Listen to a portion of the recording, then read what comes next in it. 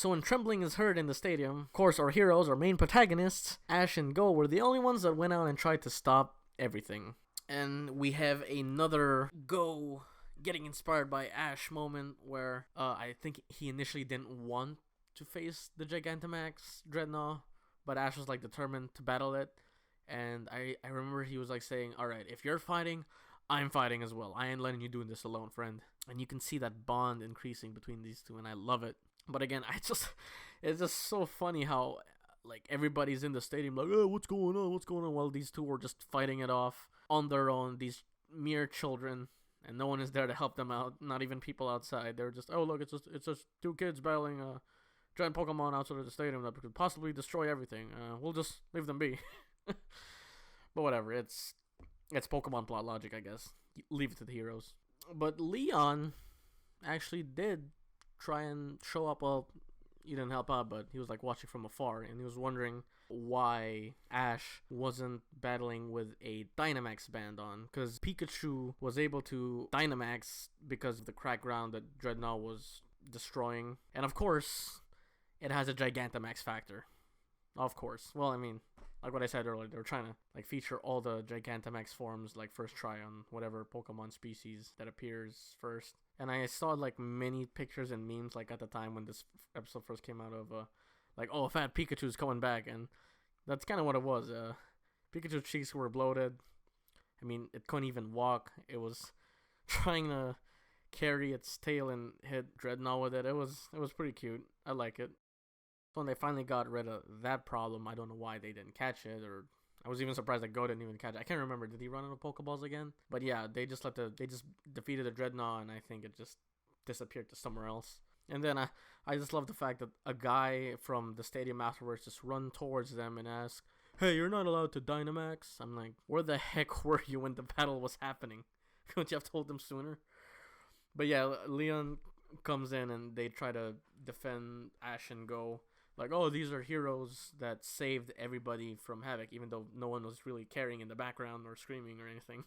Because they're like, oh, this is a regular day in Galar. Like, just giant Pokemon fighting in the side. Oh, look at one destroying a building. There goes another one.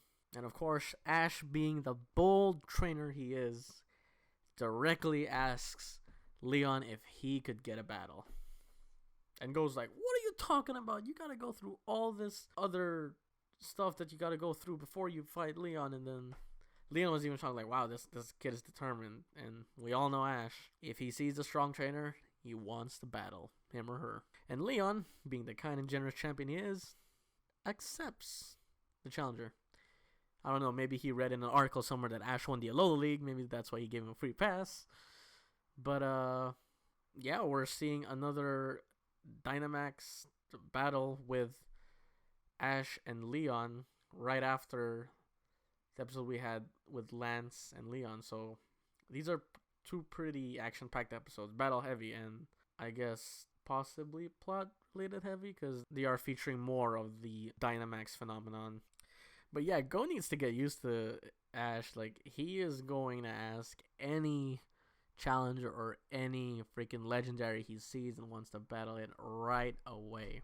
Bruh, you need to get used to that, because he's gonna go in on anybody he sees that he could battle. And I love the fact, like, the next morning when they were having like this little breakfast, Go was trying to like talk to Ash, like, and explain to him about the Pokemon World Championships, and then he like spaces out because he said that he can't like really focus or like dozes off if he doesn't get 10 hours of sleep. Like, at least he's responsible. He needs 10 hours of sleep.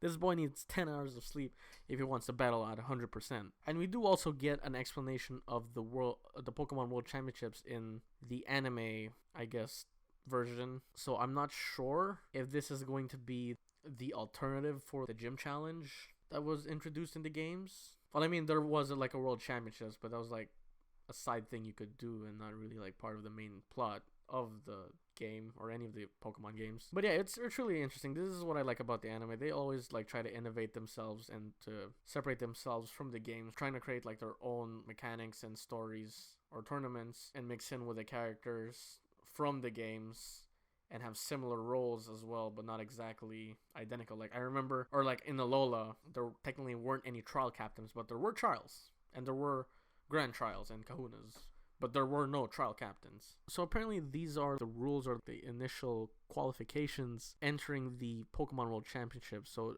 they need to register online and they gotta participate in battles through a ranking system. Those ranked 1000th or lower belong to the normal class. Those from 999th place to 100th place are at the super ranks. 99th to 9th are at the hyper class. And the top 8 is the master class, which they mentioned in the episode before that where Lance and Leon had their final showdown. And whoever wins at that top 8 becomes the world champion. So I'm assuming all trainers are qualified, like gym leaders, kahunas, trial captains, subway bosses, youngster Joeys, or the bug catchers are all qualified for this tournament. And it's really cool how they base everything off a win-loss record. So technically, every battle counts. So if some of y'all call some of the filler episodes like a waste of time, guess what? It counts in Ash's battle record if he battles in that episode, if he already registered for the Pokemon World Championships. So every battle counts. And that's really, really interesting. This kind of reminds me of, I don't know if you guys played Pokémon Tournament, but that's how the story mode was like based off of like the green class, the red class. You go all up the way to master class and fight the world champion. And for the chart kind of reminds me of Silent or Dento's sommelier or connoisseur pyramid, like the C rank, B rank, A rank, S rank.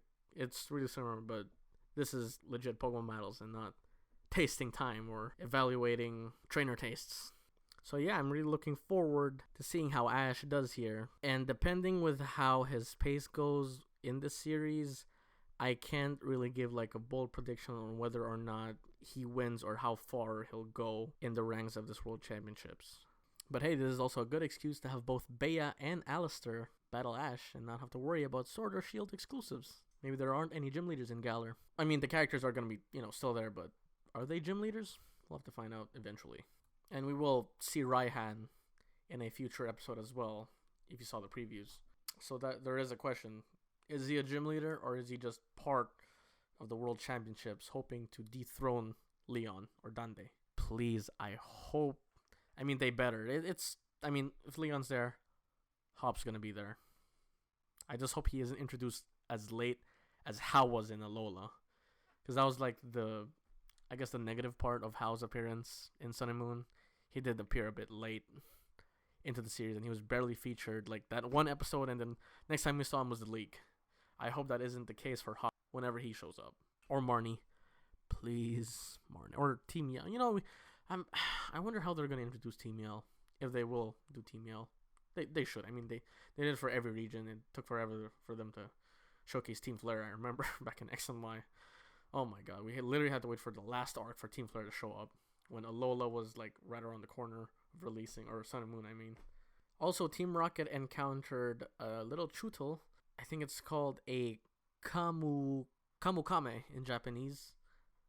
And I didn't realize how small it was. I know playing Shield, it was kind of small, but I didn't expect it to be that small and how they presented it in the anime. Like, wow, you can put it in your hand. I didn't expect it to be that small, but it probably must be still heavy. Don't really know what the exact weight is, but still pretty cute. I had a Dreadnought on my team, so I'm a bit biased with that. So when we get to the battle with Ash and Leon, I like the fact when Ash tried to tell Leon, like, Pikachu doesn't like to be in a Pokeball, when he learned that he had to return his Pokemon in his Pokeball before they enlarge in it and they all become Dynamaxed. And they were like, oh, we can handle it, don't worry.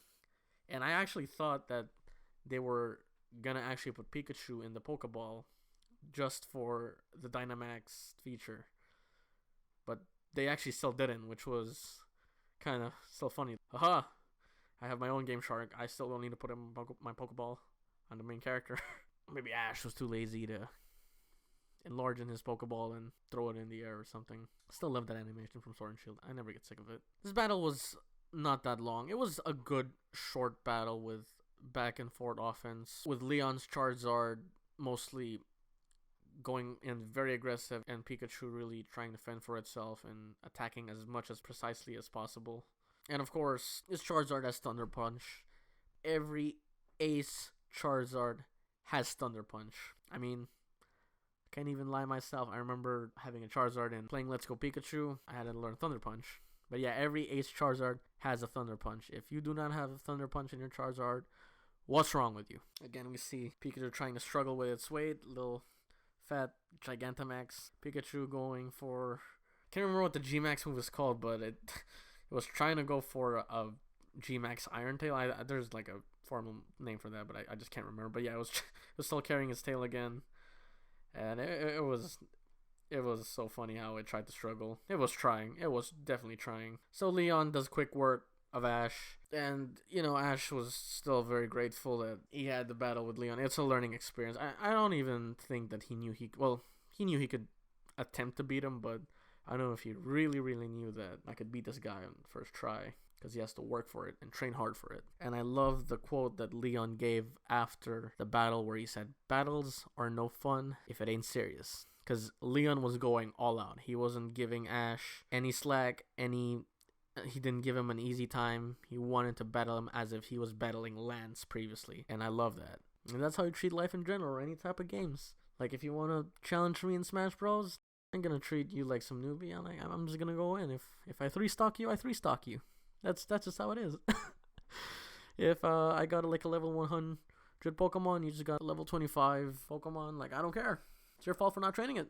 I'm still going in. I'm gonna treat you like I treat every trainer. Like I don't care how old you are. I don't care if you're a male or a female. If it ain't serious, it ain't fun. That's just how I like it. So Leon gave his final remarks, and he wished to battle Ash again, but next time with a crowd. So I'm not sure if that's a foreshadowing that Ash might actually make it to top 8 and face Leon again, or it could be just another false hyping of what everybody wants to see, Ash being victorious once again. But we'll definitely see where it goes. I mean, I'd love to see it again. Hopefully it'll be a full battle, not just 1-on-1 Gigantamax, but we'll see how Ash's progress go from here, especially since the series literally just started late last year. It's still fairly new, and it's hard to give like predictions, especially when they're doing a lot of these one-off episodes where they're just visiting regions and not really doing anything with the World Championships. But I'm glad that this series kind of laid out, or this episode finally laid out an end goal that Ash can finally focus on, besides wanting to be a Pokemon master and explore every region, while Go catches an insane amount of Pokemon and he's just there being happy that he gets to experience it. I'm glad they finally laid this out. This is the episode that finally made me say, alright, I'm finishing this. The one where he caught the Dragonite, I'm like, alright, this is the beginning of something new. Or this is the beginning of something really awesome. And now they introduced us to the Pokemon World Championships. And I'm really curious what Ash's team will be by the end of maybe 2021 or the beginning of 2022. This series is going to go on for a while. I'm pretty sure it will. Good like 3 or 4 years, maybe even 5. We'll see how it goes, and we'll see if they'll even make another Pokemon game for the Switch maybe next year. And hey, we got 2 champion versus champion episodes. If all of you forgot, Ash is the champion of Alola. He's just too humble to show it off and tell everyone that he's the champion. We got another champion versus champion with Leon and Ash.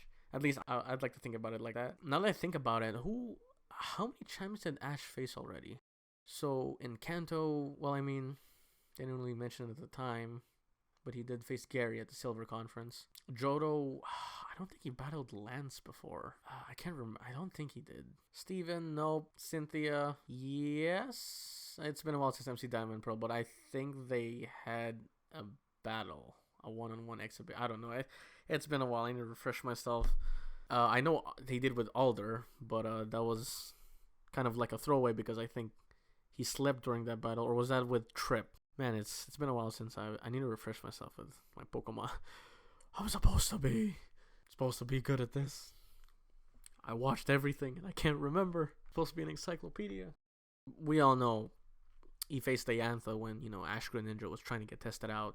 And of course, Kukui, who could forget that epic battle of the century, or battle of the decade that they had in Alola. And now he fought with Leon.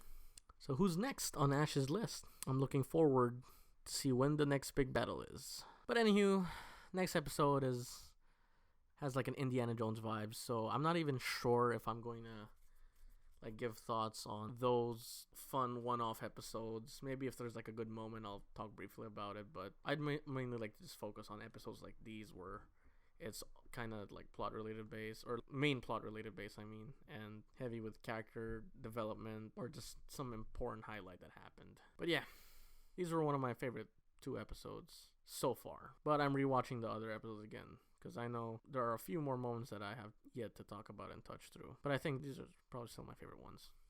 So yeah, I'm out. Peace.